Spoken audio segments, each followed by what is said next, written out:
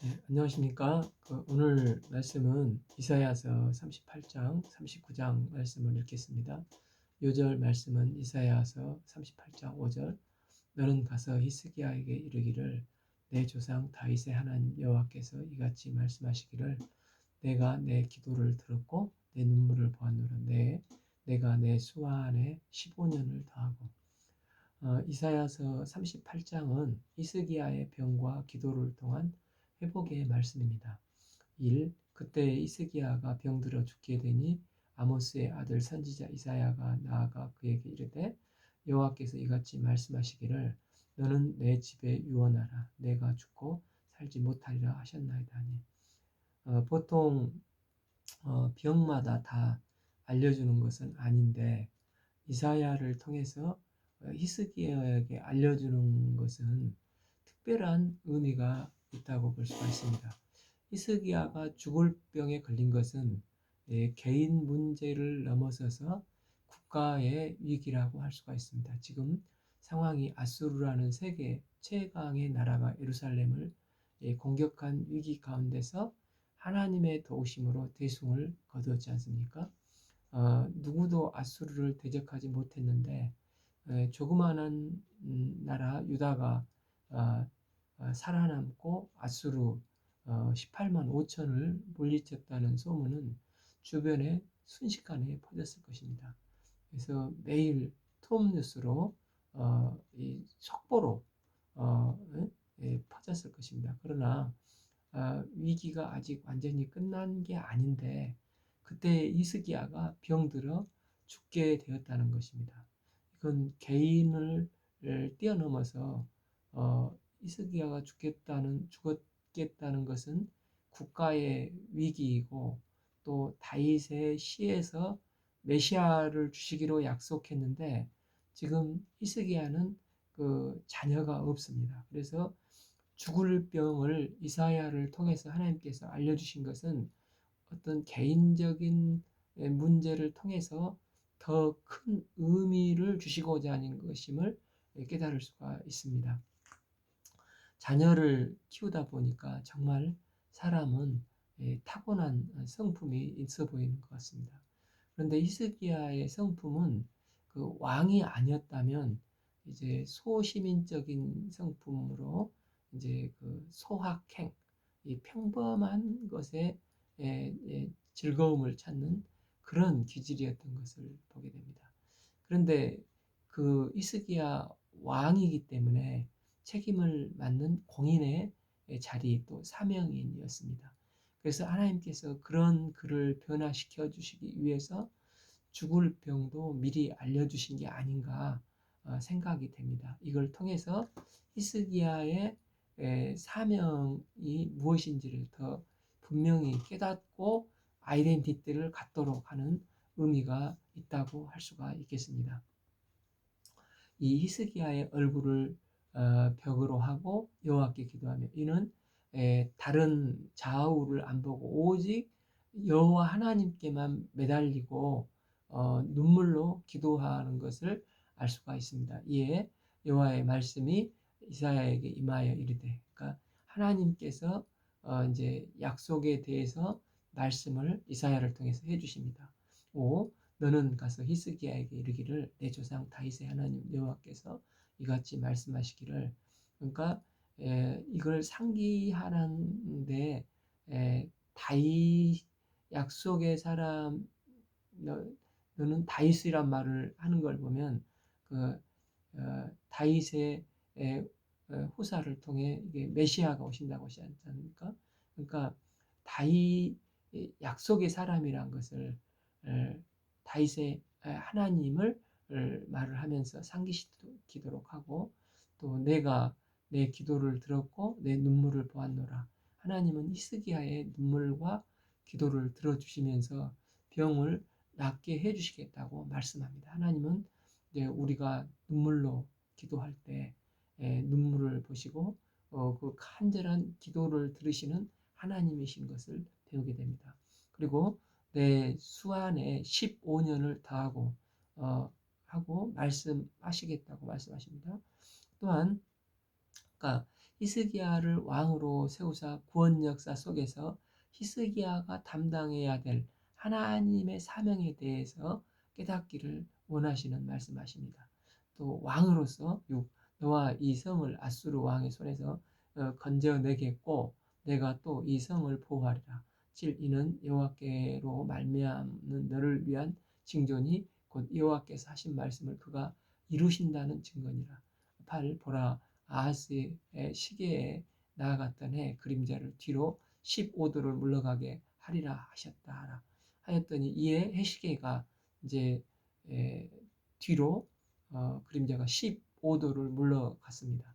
그러니까 히스기야 개인적인 질병 문제였는데 이 문제를 통해서 다윗의 후손을 통한 메시아의 약속을 붙잡도록 또한 예루살렘 성의 구원과 보호, 제사장 나라의 사명을 말씀하시면서 사명인의 삶을 깨닫도록 힌트를 주고 계시는 것을 볼 수 있습니다. 그런데 이제 안타까운 것은 히스기야는 이 개인적인 차원의 응답에 더 이상 진전하지 못하고 있는 것을 보게 됩니다.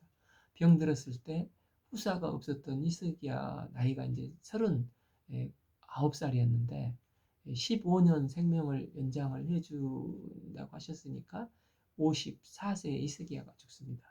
그러니까 아직 아들이 없었던 그에게 이제 3년 후에 42세의 아들을 낳았는데 그가 이제 메시아의 씨를 저기 이어야 되지 않습니까? 그런데 그가 바로 최악의 유다 왕 그 므낫세 왕을 낳습니다. 그리고 나서 12년간의 시간이 주어졌습니다. 하나님께서 원하시는 것은 무엇이었겠습니까? 히스기야에게 다윗에게 준 약속의 말씀을 붙잡고 사명인으로서 하나님께서 다윗의 후손에서 메시아가 나오게 하신다고 하셨는데 아들을 제대로 이제 신앙 교육을 시켜야 했지 않겠습니까? 내가 떠나가도 죽더라도 이 나라를 지키고 온전한 제사장 나라를 세우려면은 이 므낫세가 하나님 앞에 이제 기도하는 법, 말씀에 순종하는 법, 예배를 드리는 자세, 신앙을 전수해야지 해야 할 것이 아닙니까? 그런데 히스기야는 이런 것에 아무 생각이 없었던 것 같습니다. 자기 병만 나으면 되고 아들의 장래에 대한 어떤 관심, 영적인 관심, 또 다윗에게 주신 메시아 약속에 대한 제사장 나라로서의 장래에 대한 관심이 없고 오직 내가 유복하게 해주셨다 정도의 신앙으로 끝나는 것을 보게 됩니다. 그러다 보니까 나중에 이제 어떤 일이 벌어집니까? 나라가 또 융성해지고 이제 소문이 퍼지니까 신흥 바벨론이 아수르를 무찌른 이제 유다에게 한 수를 배우려고 그 비밀이 무엇인지를 또 깨닫고 이제 사신을 보냈는데 그때 그냥 창고를 다 열어제끼고 자기 자랑을 하지 않습니까? 그래서 하나님께서 이사야를 보내셔서 이제 자랑하지 말아라. 자랑하면 다 빼앗기고 또 후손들이 내시가 될 거라고까지 예언을 했습니다. 그때 그러면 이제 깨닫고 회개하고 무슨 반응을 해야 되지 않습니까? 그런데 그의 반응은 뭐였습니까? 열왕기하 20장 19절에서 히스기야가 이사야에게 이르되 당신이 전한 바 여호와의 말씀이 선하니이다. 또 이르되 만일 내가 사는 날에 태평과 진실이 있을진데 어찌 선하지 아니하리로 아니리라. 그러니까 히스기야는 내가 사는 날 동안만 문제 안 벌어지면 문제가 없어. 오직 후대에 이런 개념이 없고 자기 자신의 문제만 안 생기면 문제가 없다는 차원의 그런 신앙이었던 것입니다. 성경적인 맥락은 유다가 망한 이유는 히스기야 때문에 망했다는 것입니다. 마지막 한번 이제 그 요시야 왕 때 불꽃같이 불타 올랐지만은 성경이 계속 말하는 것은 히스기야의 이 답답한 행동 때문에 유다가 망하게 되어서 바벨론으로 끌려가게 됐다고 기록하고 있습니다. 때문에 사명감이 없는 사람이 그 자리에 있다고 하면은 그 공동체도 또 나라의 왕이었을 때 위험에 빠질 수가 있습니다. 개인적으로는 무난하게 사는데 문제가 없겠지만 그런 사람이 사명인으로 이제 공적인 자리에 있다고 하면은 그건 그 공동체와 또 나라의 위기라고 할 수가 있습니다. 그래서 사명인으로 부름받은 사역자들이 이제 사명감을 상실하면 공동체의 위기로 무너지기 매우 쉽다는 것입니다. 9절 유다 왕 히스기야가 병들었다가 그의 병이 나을 때 기록한 글이 이러하니라. 그러니까 이제 그 죽을 병에서 하나님께서 살려주셔서 그거에 대해서 이제 소감을 써서 기록해 놓은 것입니다. 10절 내가 말하기를 나의 중년에 서울의 문에 들어가고 나의 여생을 빼앗기게 되리라 하였도다. 그러니까 이제 보통 중년 이제 39살이니까 중년을 30대 중반부터 한 50대 후반까지로 볼 수 있는데 중년의 때 뭐 회사 문제 또 가정 문제, 질병 문제, 자녀 문제 많은 위기를 처하고 그 과정을 대부분 겪어 나가지 않습니까? 10일 내가 또 말하기를 내가 다시는 여호와를 뵙지 못하리니 산자의 땅에서 다시는 여호와를 뵙지 못하겠고 내가 세상의 거민 중에 한 사람도 다시는 보지 못하리라 하였도다. 12 나의 거처는 목자의 장막을 걸음같이 나를 떠나 옮겨졌고 직공의 배를 걷어 마름같이 내가 생명을 말하도다. 주께서 나를 틀에서 끊으시리니 조석간에 나를 끝내시리라. 13 내가 아침까지 견디었사오나 주께서 사자같이 나의 모든 뼈를 꺾으시오니 조석간에 나를 끝내시리라. 두 번이나 조석간에 나를 끝내신다고 이 얼마만큼 생명의 위기였는지를 말씀을 하십니다. 그래서 히스기야는 나는 제비같이 학같이 쥐적이며 비둘기같이 슬피 울며 내 눈이 새하도록 주를 앙망하였고 여호와여 내가 압제를 받으오니 나의 중보가 되옵소서. 이렇게 간절히 주님의 긍휼을 구하며 살려달라고 기도를 합니다. 15 주께서 내게 말씀하시고 또 친히 이루셨사오니 내가 무슨 말을 하오리까. 내 영혼의 고통으로 말미암아 내가 종신토록 방황하리다. 주여 사람이 사는 것이 이에 있고 내 심령의 생명도 온전히 거기에 있사오니 원하건대 나를 치료하시며 나를 살려주시옵소서. 그러니까 하나님 앞에 간절히 새처럼 긍휼을 구하며 통곡하며 기도를 했습니다. 그래서 하나님 위기입니다. 치료해 주십시오. 당연히 이렇게 이 기도를 드렸지 않겠습니까? 그리고 나서 하나님께서 치료해 주셨더니 히스기야가 이 고난에 대해서 지금 해석을 하고 있는 것입니다. 17 보시옵소서 내게 큰 고통을 더하신 것은 내게 평안을 주시려고 하십니다. 주께서 내 영혼을 사랑하시며 멸망의 구덩이에서 건지셨고 내 모든 죄를 주의 등 뒤에 던지셨나이다. 18 수월이 주께 감사하지 못하며 사망의 주를 찬양하지 못하며 구덩이들이 들어간 자가 주의 신실을 바라지 못하되 19 오직 산자 곧 산자는 오늘 내가 하는 것과 주께 감사하며 주의 신실을 아버지가 그의 자녀에게 알게 하리이다. 그러니까 여호와께서 나를 구원하시리니 우리가 종일토록 여호와의 전에서 수금으로 나를 노래를 노래하리다. 이제 이렇게 하죠.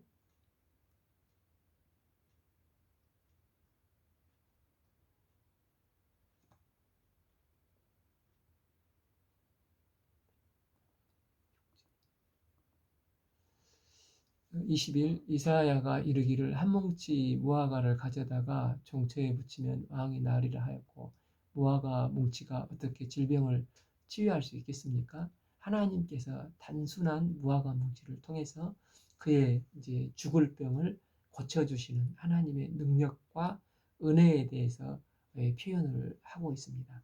22 히스기야도 말하기를 내가 여호와의 전에 올라가 징조가 무엇이냐 하였더라. 그러니까 이 모든 고난의 목적이 이제 돌아보니 평안을 주시고 또 죄를 등 뒤로 던져버렸다는 것입니다. 뿐만 아니라 자신의 기도에 신실하게 응답하시는 하나님의 사랑을 경험하고 또 내게 감사하게 만들려고 그렇게 하셨다는 것입니다. 예, 하나도 틀린 게 없고 정확하게 맞지 않습니까? 다만 뭔가가 부족한 그 왕으로서 또 다윗의 메시아의 혈통을 이해해야 되는데 그 뭔가가 부족합니다. 2%가 부족한데 그 이유와 목적인 사명이 빠져 있는 것입니다. 왜 이런 것을 주셨는지 왕으로서 푯대를 향한 향함이 빠져 있다는 것입니다. 그러니까 에, 에, 그의 기도가 부족해 보이는 것입니다.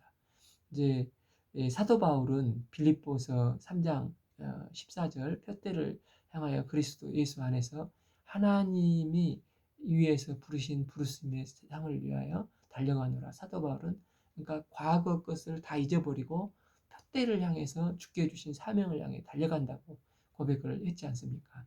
내 개인적인 문제 또 내게 유익된 것은 다 내려놓고 심지어 해로 배설물로 여기고 그 사명을 붙들고 나간다고 고백을 하지 않습니까? 그는 그 사도행전 19장 21절에서 후에 내가 거기 갔다가 로마도 보아야 하리라.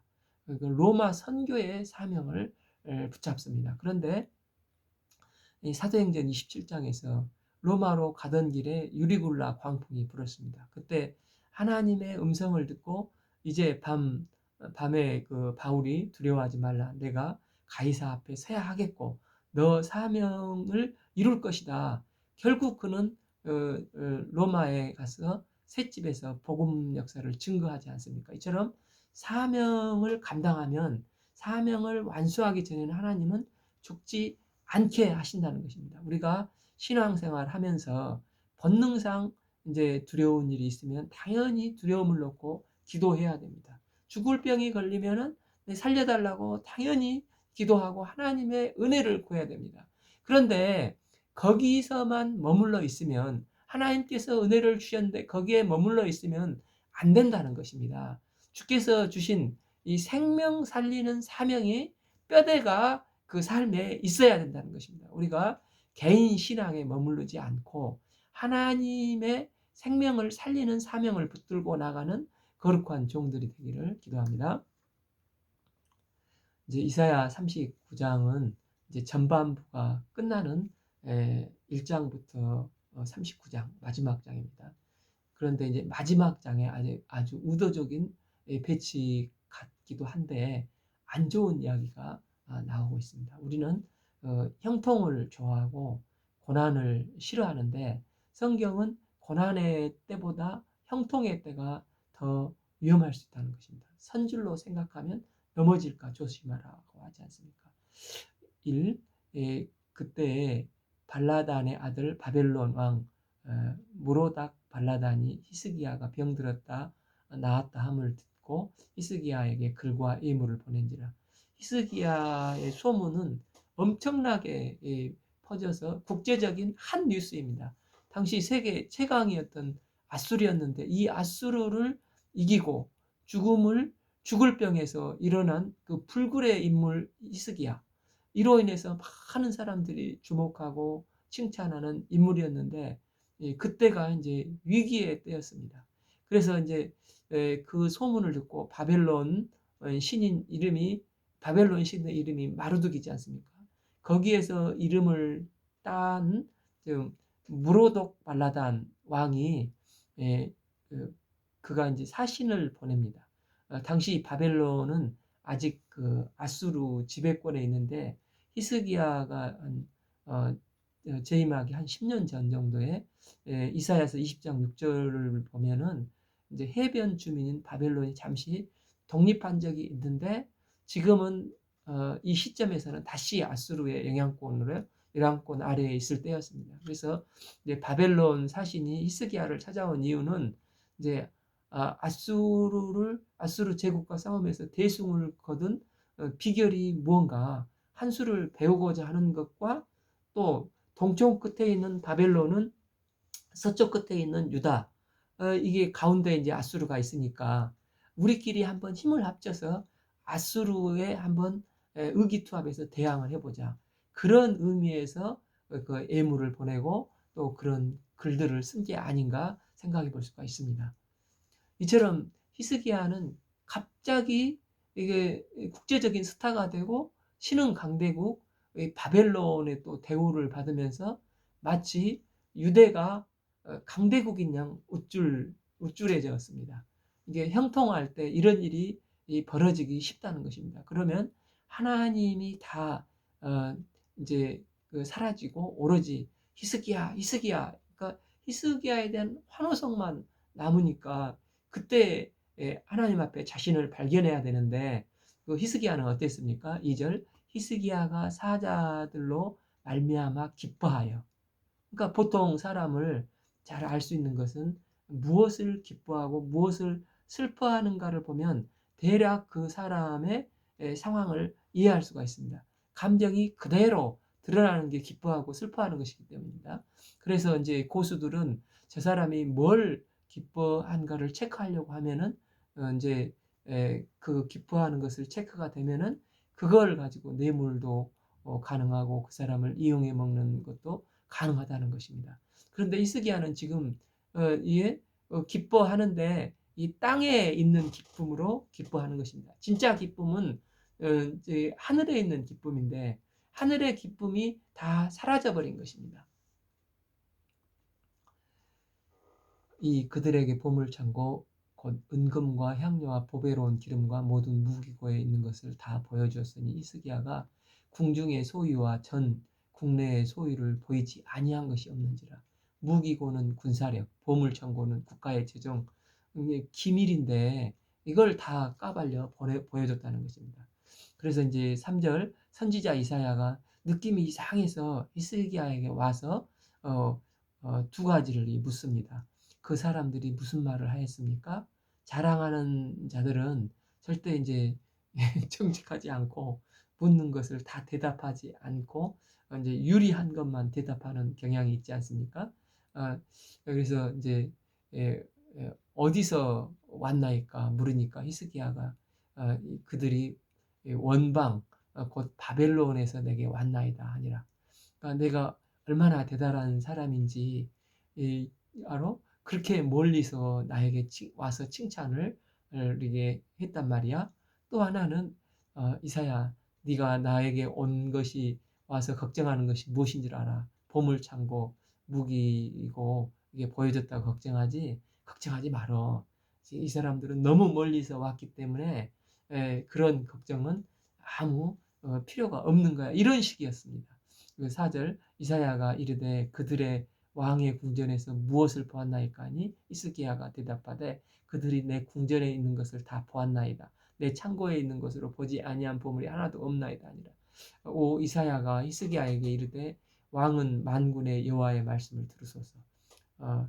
보라 날이 이르느니 내 집에 있는 모든 소유와 내 조상들이 오늘까지 쌓아둔 모든 것이 모두 바벨론으로 옮긴 바 되고 남은 것이 없으리라 여호와의 말이니라.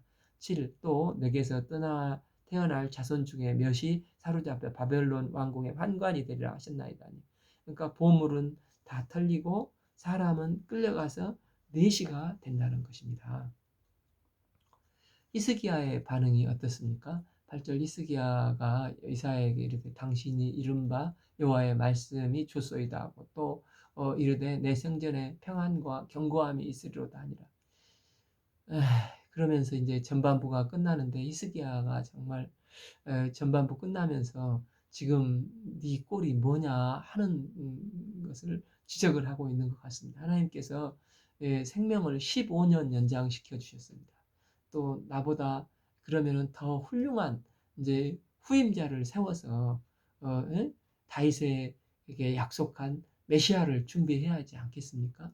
그런데 그 아들 므낫세가 12살에 왕이 되어서도 이제 다윗이 40년, 솔로몬도 40년이었는데 무려 55년을 극악무도한 왕이 돼가지고 남유다를 완전히 망가뜨리고 거들내지 않았습니까? 이사야 선지자는 이 므낫세가 또 톱으로 켜 죽였고 우상을 만들어서 그는 온 나라를 음란한 난장판으로 만들었습니다. 누구 때문입니까? 근원은 히스기야의 그 이 무난한 신앙, 천박한 신앙, 역사성 없는 그 사명감, 이런 자세가 결국 이런 결과를 낳았습니다. 그 많은 은혜를 정말로 히스기야는 은혜를 많이 덧입었지 않습니까? 그러니까 헛되이하고 므낫세를 이런 괴물로 만들어 버린 것입니다. 히스기야가 말로에 대해서 이제 역대기는 포로로 돌아오고 난 다음에 기록된 역사서이지 않습니까? 그러니까 후대의 평가가 이제 그게 이제 그 안에 들어있는 것입니다. 그래서 역대하 32장 24절, 그때 히스기야가 병들어 죽게 되었으므로 여호와께 기도하며 여호와께서 그에게 대답하시고 또 이적을 보이셨으나 25, 히스기야가 마음이 교만하여 그 받은 은혜를 보답지 아니하므로 진노가 그와 유다와 예루살렘에 내리게 되었더니, 이렇게 나옵니다. 그러니까 병으로 구원을 받고 난 다음에 그가 어떻게 했습니까? 교만해졌다는 것입니다. 교만이 무엇입니까? 자기를 강화시키는 것, 내가 다 했다, 이거 아닙니까? 31절 평가는 또 어떻습니까? 그러나 바벨론 방백들이 히스기야에게 사신을 보내어 그 땅에 나타난 이적을 물을 때에 하나님이 히스기야에게 떠나시고 그의 심중에 있는 것을 다 알고자 하사 시험하셨더라. 즉 바벨론 사신이 와가지고 예물을 드리고 글 주고 하는 게 하나님께서 그 심중에 있는 것을 다 드러내게 하는 시험이었다는 것입니다.